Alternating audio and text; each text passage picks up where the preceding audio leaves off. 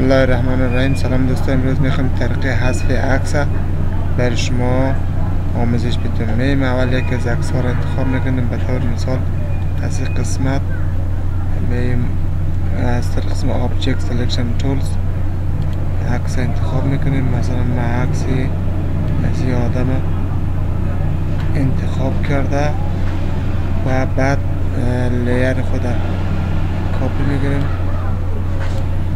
لیر خود کپی میگیریم. بعد لیر که کپی گرفتیم از قسمت سلیکت قسمت اکسپند روی 13 قرار بدیم. بعد از اوکی بعد از قسمت که قرار دادیم میم روی قسمت سپات هیلینگ برش تولز انتخاب کرده. سایز زیر کم کلان کرده و روی عکس این میمالیم تا که بتونیم عکس از اینجا دلیت یا حذف کرده بتونیم.